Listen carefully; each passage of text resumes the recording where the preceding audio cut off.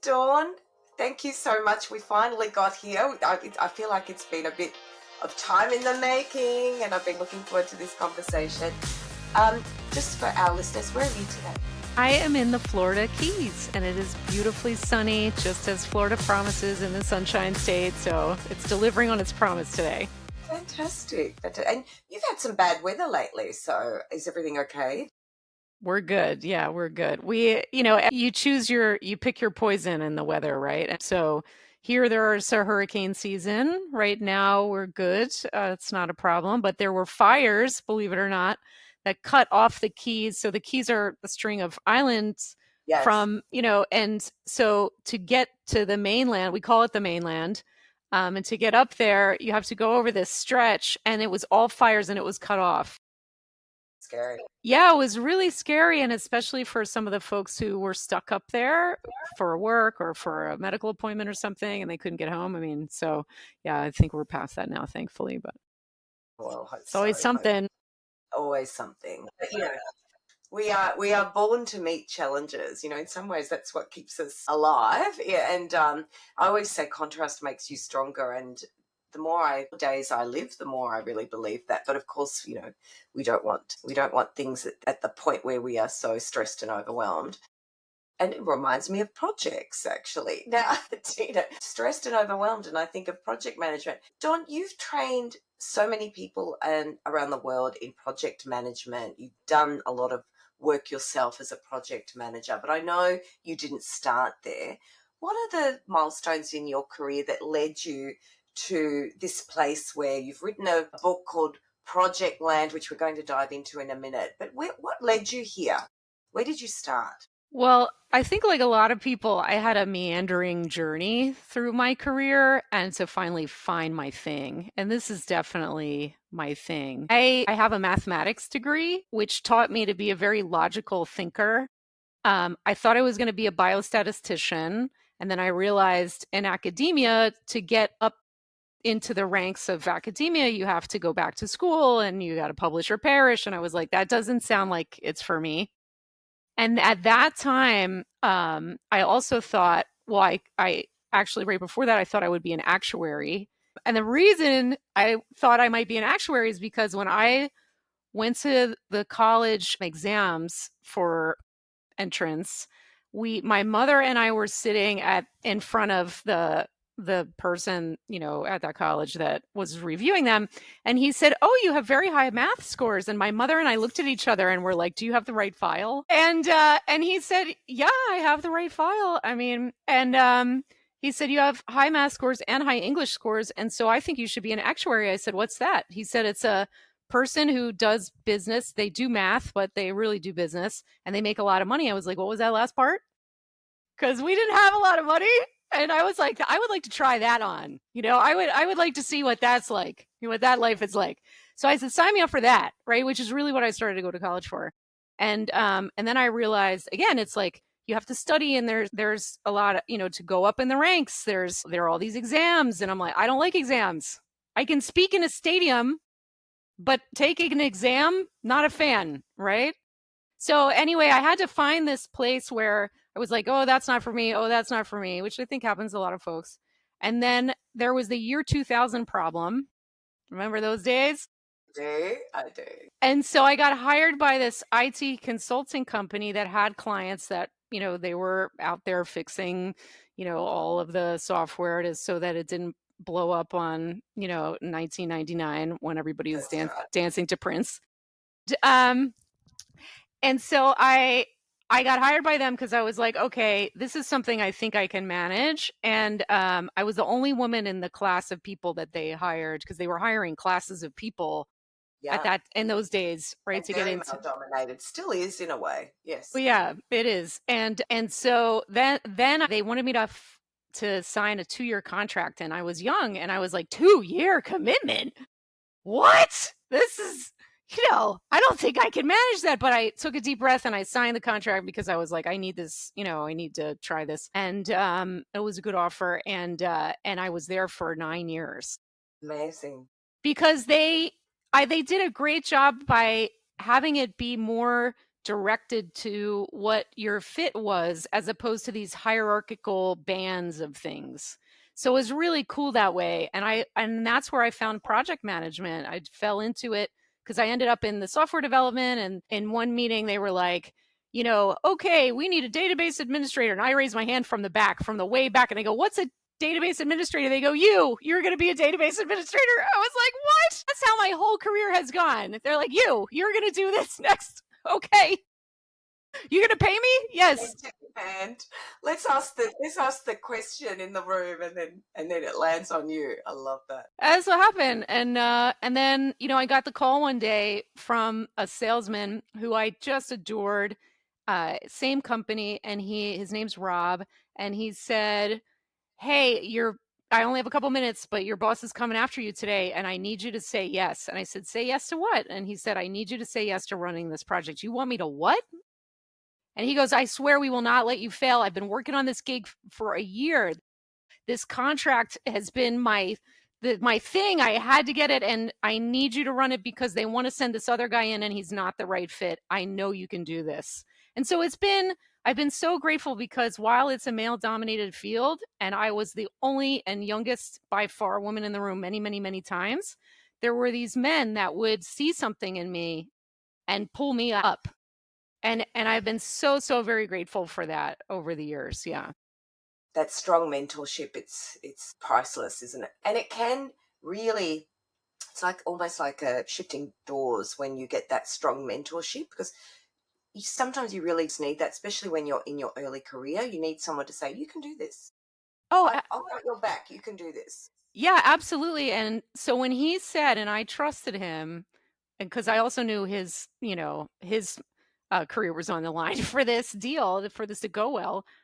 When he said, we will not let you fail, I trusted him in that. And they didn't let me fail. And I somehow, and I didn't want to disappoint him. There's a lot to that as well. Like all of these emotions that go on, even in IT. More so in IT, I think, because you're working so closely together, and very consequential outcomes, I think, because you can see the outcomes. So what was your first project management gig like? How did it go? Well, it was very interesting. It was, and I can say the name of the company because it doesn't exist anymore. It was wingspanbank.com, which was one of the first internet banks ever.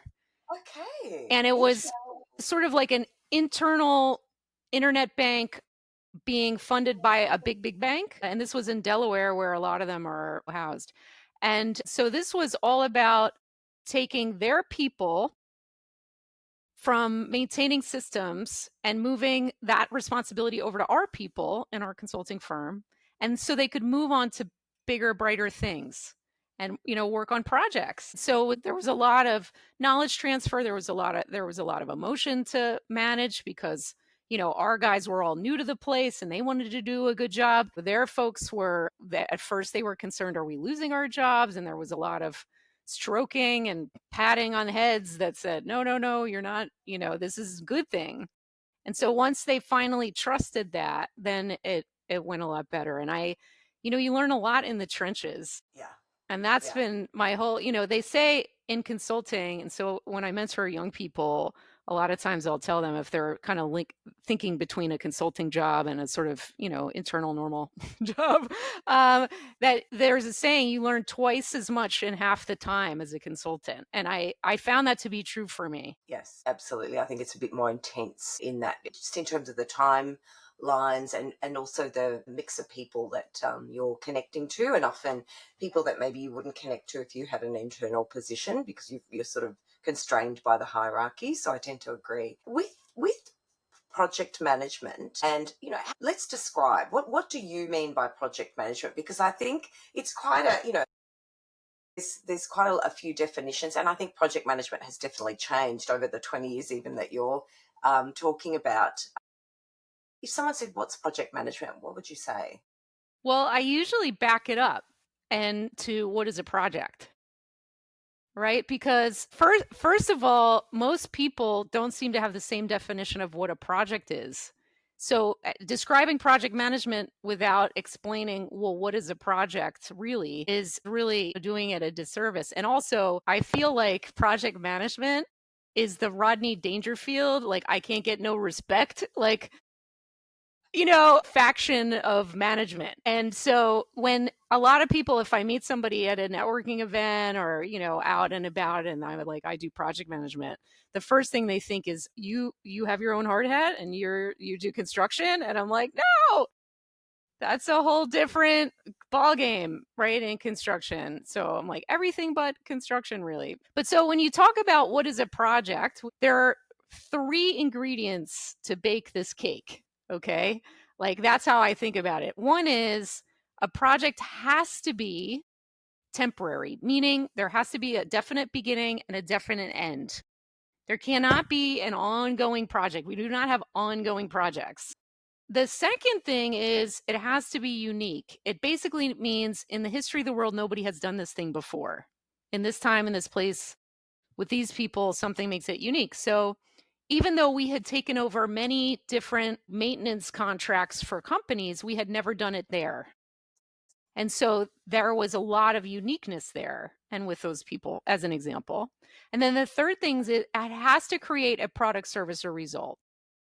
So, like, what's the point of doing a project anyway? What is the point of investing time and money in a project? Well, it's you want something out of it. You want to create a product, service, or result. Okay. So the difference is I believe only organizations really only do two things. Projects is one and operations is the other. And that's the maintenance. That's the coming into work, doing your day job. Every day you're turning a crank. And if we do a good job with that, it spits out money.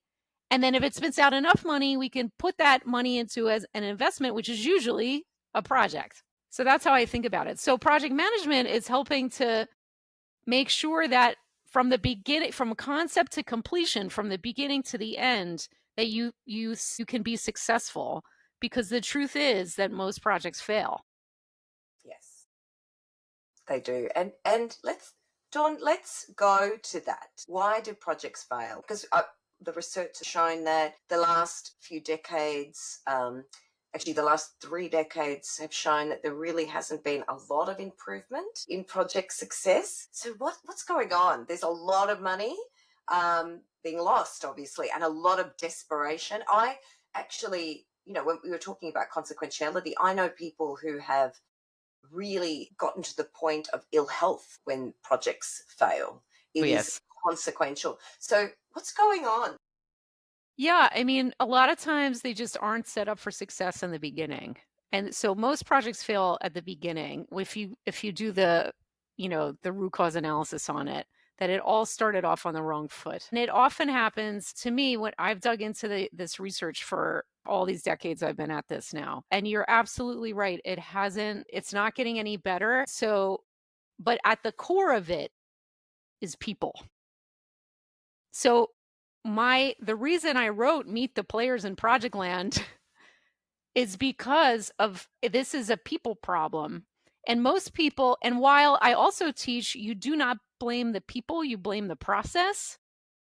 We have a people problem in that we're not setting people up for success at the beginning, and that's just a disservice to people. And so when you set up goals that are unrealistic, and everybody's like, I know it's unrealistic, but we have to keep going. The boss is making us, the marketplace is intense, all the reasons.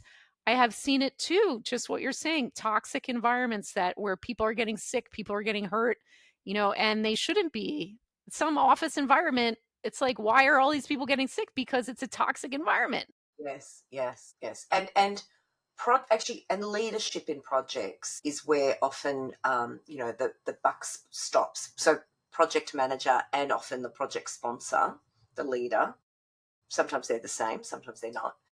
That is where the buck stops. And what you find is that there is real consequences. So, I feel like we need a new term for project manager, actually, because I feel like it's such a big job, such an Yeah. important job. You get blamed for everything. When Yeah. things go wrong, you really, it's a very stressful place to be.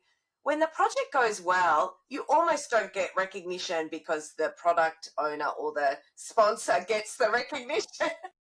Well, So absolutely. And in serious. fact, I love it that you said that because in the book, I actually say we should call it a project leader because that's what project managers do is lead. They need to lead. Yeah. I definitely think it. I agree with you. I think it's a leadership role. And so what are some of the things I want to go into the aspects of Project Land because I really love that you've conceptualized this world where projects happen. Let's start with what are the elements of that world that you see and because obviously it's so different, Dawn, that you had to write a book about it. Tell me a little bit about that difference. Why is it so different? And what are what's the landscape like? And then we'll go into some of the characters as well. Sounds great. Yes. Yeah, because of the definition we went over where it's unique, there's a beginning and an end and it's unique and you have to create a product, service, or result. What that sounds like to me is every single time somebody has called me when I was doing the project management myself and now, moving forward for advice, it sounds like what they're saying is, I want you to go climb that mountain. I want you to lead a team of people to go climb that mountain. Now, here's the thing. Nobody has ever climbed that mountain before. There is no map. You can ask other mountain climbers for advice, but they cannot give you advice based on that particular mountain. So you are a pioneer. You are a pioneer and you don't know what you're going to face up there. You don't know what the weather's going to be like, really. You don't know what kind of creatures are going to pop out and jump out at you. You don't know. And at the same time, a lot of times these folks are like, and you have to do it by next Wednesday, or they make up like, and you have to do it by the end of the year and you only have $1 million. And so like they start tying your hands behind your back, et cetera. Oh, and by the way, yeah, you can have a team of people, but you're not really going to get the A team. You're going to have to deal with who you get, right? And oh, by the way, your whole career depends on this. Good luck. So it's Mission Impossible, right? Yeah.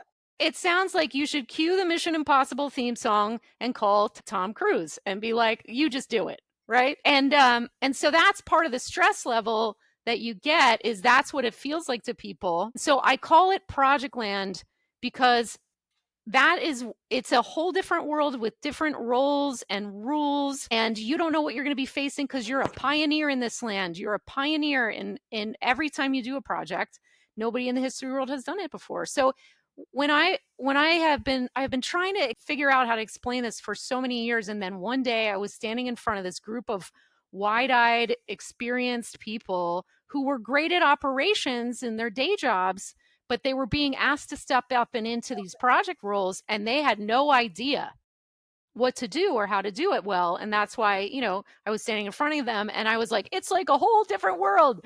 We should just call it Project Land. And then later, a week later, I went back to the client to, walking down the hall to go see the sponsor of the training. It's amazing woman, bilingual, electrical engineer, MBA from, an Ivy League school, like unbelievable person too. And I was passing her two of her guys that were in the class and they were just talking to each other. So, you're not really paying it, like you don't want to eavesdrop, but you're in a hallway.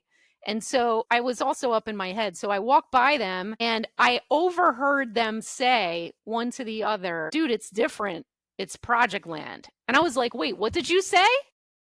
Like, did that help you? And they were like, oh yeah, then I got it. And I thought, okay, this is going to help people understand and have a different attitude that they can't make assumptions that they've made, whatever's got them to this point in their careers, they can't make the assumptions that that's actually going to help them here in this new world. Yes, I can see the T-shirt, Dawn. Project Land. It's different. It's different.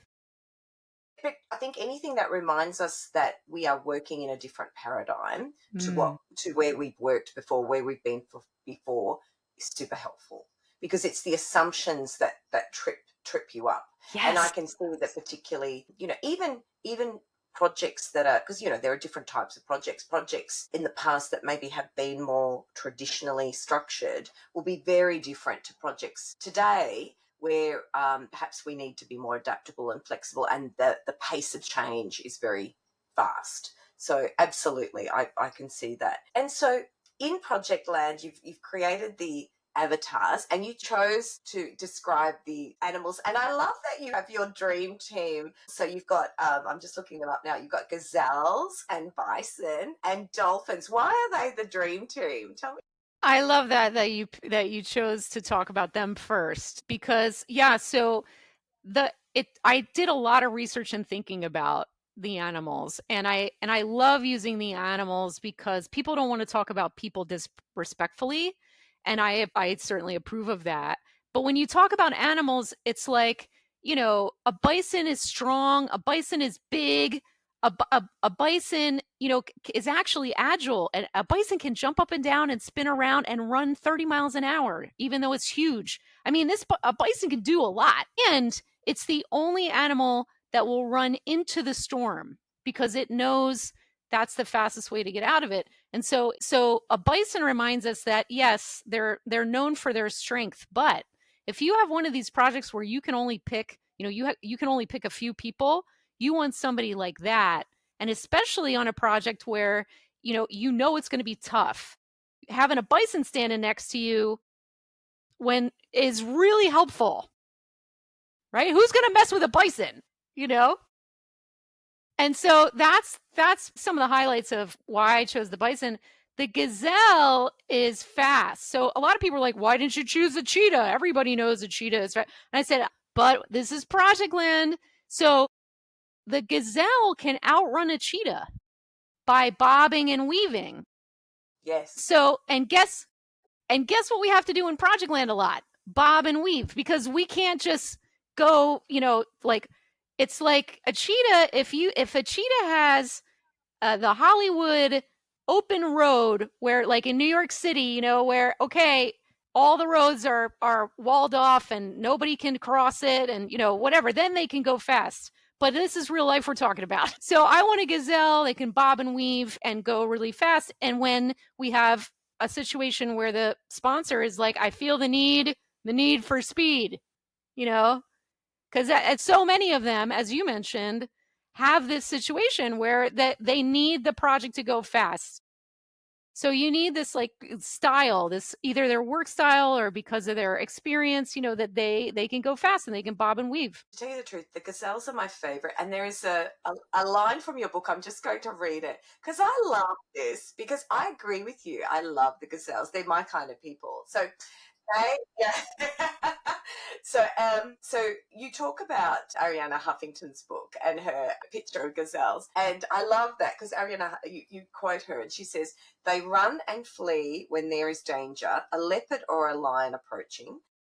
As soon as the danger passes, they stop and go back to grazing peacefully without a care in the world." And that is actually perfect, because Yes. I can imagine that no other animal can kind of personify that. And it is about that. It's about, intensity, running fast, creating that bob and weave, but then going back to that level of calmness and steadiness. Okay, where are we at? Let's regroup, come back to the team in a way, or come back to the project principles. So it's Yes. perfect. I love it. Yes. Isn't that lovely? Yeah, I loved her book Thrive, where that came Yeah. from. And I had to include it because I agree with you. Absolutely. Yeah. And so And then, and then you have dolphins. yeah, so the dolphins, so the dolphins, so living in Florida here, I had a woman, a friend of mine who was having a milestone birthday, and her greatest desire for her birthday was to go out and see dolphins in the wild. And I said, "Oh my goodness, I know the dolphin whisperer down here we got, her family and friends, and just on this very small boat with this woman who's been here for a very long time. And I call her the dolphin whisperer. That's not actually her name. And she taught us all about the dolphins. It was a magical experience. And what we learned from her was dolphins, they're all in a family. Just like this is part of the reason for the dream team idea with the bisons and the gazelle and the dolphin. They're all great team members. They live in herds, and the dolphins in pods. And so they're socially oriented, but everybody really thinks about dolphins being more social creatures, and they love to play and have fun and please you and everything, and they're great communicators. They can also go fast. Bottlenose dolphins can also hit 30 miles an hour. So I was like, wow, dolphins are perfect, because there are projects where it's really all about the people and caring about making sure that these people are going to be able to get through the change the project brings. And so when you have a dolphin on the team who is really, cares and is great at communication, cares about pleasing people, it can go a long way to making sure that the project is successful when we're asking people to change, especially. And I personally love to have fun while I'm getting work done, and dolphins are all about playing and having fun. Yes, yeah. I think that helps you through some of those really stressful times. I remember as a founder, I was a startup of a co-working space with a business partner, and I remember we were going through some really hard times. And I said to her, hang on, we're not having fun anymore. This was supposed to be fun. And for me, it's a litmus test of of how well we are managing the challenges. I agree. And, particularly when you have a number of people together. So Dawn, tell me a little bit about. So I really love that you kind of because you have other animal avatars as well in the book. And tell me, and I can see you've done a bit of research on the animals. I love that. Sort of you've had a real think about what's what. Who is your favorite role? So because you talk about the leadership roles and the sponsor, and there are some other who's your favorite?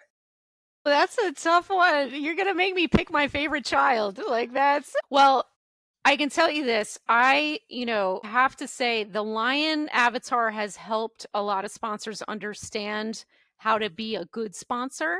So when we put sponsors through sponsor school, one of the key things that I use the lion to help them understand is when you roar, just like the quote you gave with the gazelle, right? When you roar, people are nervous. They will react in a Yeah. way that you actually don't want them to, because then you will not get the truth anymore. They will be afraid to bring you the truth of what is happening on the project. You have to know that when the lion is calm, everybody can go about their business. And when the lion roars, that may backfire on you. Like you may think you're being a leader and motivating people, but in Projectland, leadership has to be different. There will always be, I guarantee you, there are going to be problems on a project.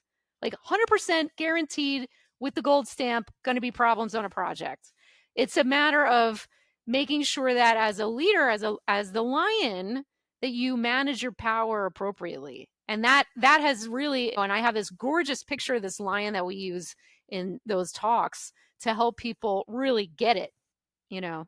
So that one is my favorite because it's such a powerful metaphor, it's such a powerful avatar to help Yeah. people understand. Yeah, I love that. And tell me a little bit more about your take on leadership and particularly how leaders work together with project managers. What's that partnership? Usually, sometimes it's a group of people or a partnership. What's that like for you?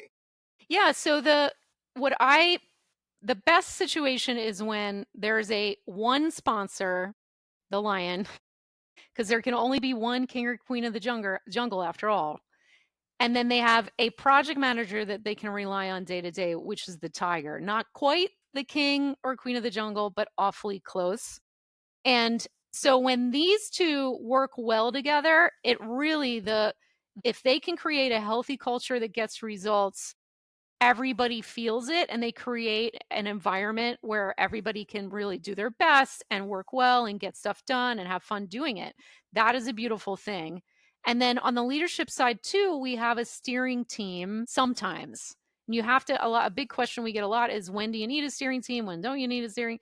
If the lion needs help, then you need a steering team. If they need help from their peers to make big decisions, to get this right, to make sure it's successful, then fine, you need a steering team.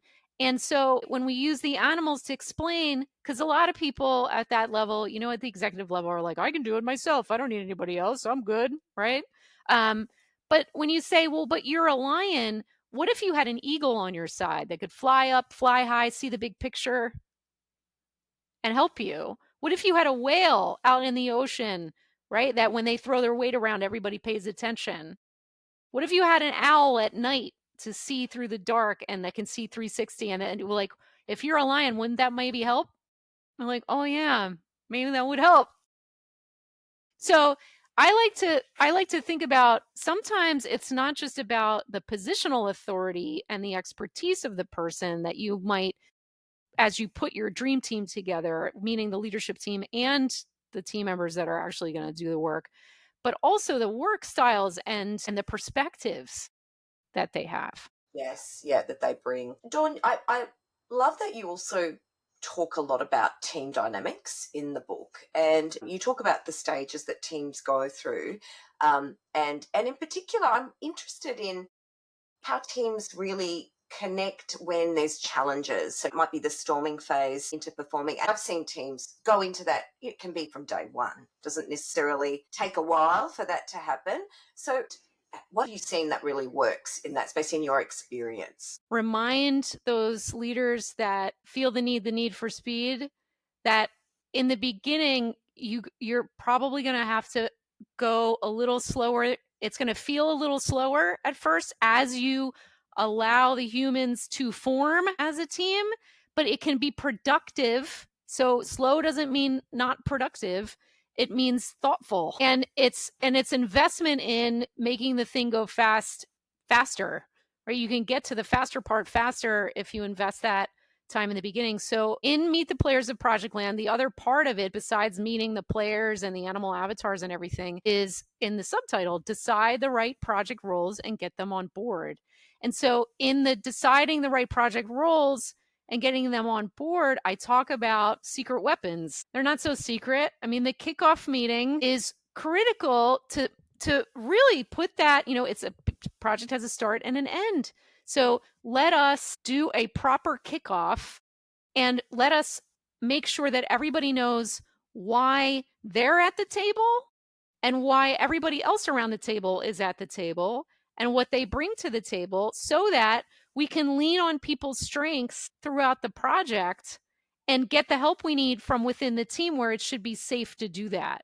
So the kickoff meeting is important. I think a lot of people want to skip it, and they shouldn't. It serves a purpose for the project manager rather than the people in the room. I've seen kickoff meetings that go straight into documenting requirements, for example, when the people in the room really don't know each other, they haven't aligned on the purpose of this team to do this work, they're not understanding the skills and knowledge in the room. So, how they're going to leverage that going forward, they haven't talked about how they're going to work together.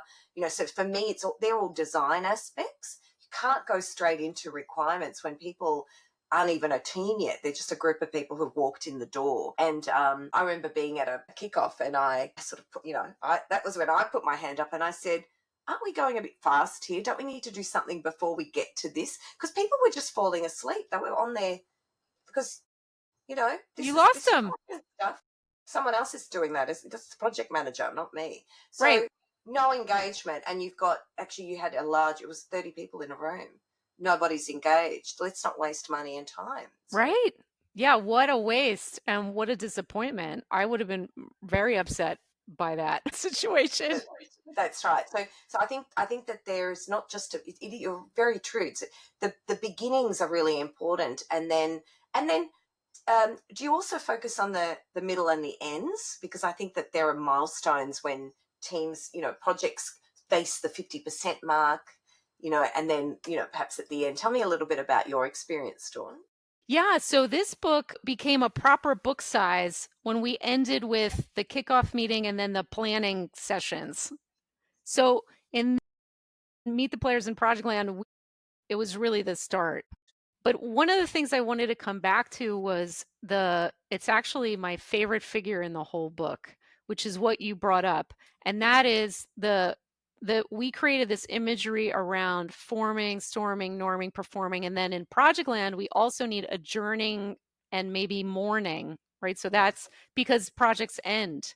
So yes, the big tip there is how people act in a project, especially because they're in the pressure cooker. It's yes, not just a normal sort of team. There's a goal, there's that mountain, there's the pressure of the time, there's the pressure of the budget, there's the visibility that you have. So you're in a pressure cooker. And so that's part of the reason why I think you probably experience where people seem to go right into storming. And then we as project leadership have to get them through it and respect the fact that they have to go through that. It's a normal thing, but try to get them through that as quickly as possible. And then the thing that I always need to remind the executives is the minute you rip someone out of there or add somebody else in, they start all over again. 100%. let's be thoughtful about how we bring people together, when we bring them together. Can we please keep a team together through the whole project to the extent possible? And stuff happens, people leave, somebody gets sick, stuff happens, but it is so real. I've seen it every time where that people need to go through this. And then at the end, the adjourning and mourning can also be really intense, because I have experienced it myself early in my career. I was on a great project. It was so hard, but this team really came together and it was a beautiful thing. And at the end, we were all like, holy cow, A, we did it. Okay, wow, that's amazing. And then B, no, I have to go to another client tomorrow. I'm going to miss you guys. It was and so the project manager is usually the manager of emotions throughout the project as well, which is why I feel, project leader is really a better term, because the management of emotions from the beginning of what is this and all the chaos and organizing chaos and the anxiety on that, and then the middle of, okay, we really gotta we gotta get this done, and people get bored and people don't want to keep going, and then at the end, some people don't want to let it go. A lot of people don't want the project to end for various reasons. And you have the emotional management that you need to be a good project manager, not only of yourself, but of the whole team and the sponsor and the steering team, and managing all their expectations and emotions. It's pretty incredible. It's a lot. There is obviously there is a team leader role in that, and what I find is, that's why I love your book too, Dawn, because I find a lot of project managers have the technical and transactional and the skills required to plan, organize, structure a project, but maybe the missing link there is the skills in relation to team leadership, managing the dynamics of the team, the emotional sort of containment, as well as influencing the organization. Because if you've got a great project team doing great things, but the organization fails to support it because there's a lack of promotion or there's a lack of communication about what they're doing, then it's, you've got lots of people running on a treadmill going nowhere. So all of that is really important. So I can see how work I do in six conditions around teams, I'm looking at that, and there's such a beautiful parallel there, because as I read your book and as I talk to you more and more, I can see how project leaders are team leaders as well. That's an absolute key function. Would you agree with that, Dawn? Am I on the right track there? Yeah, definitely. I mean, absolutely, definitely. And we didn't even talk about the animal avatars that are the stakeholders, which are people Yes. outside the team. So that is for sure true.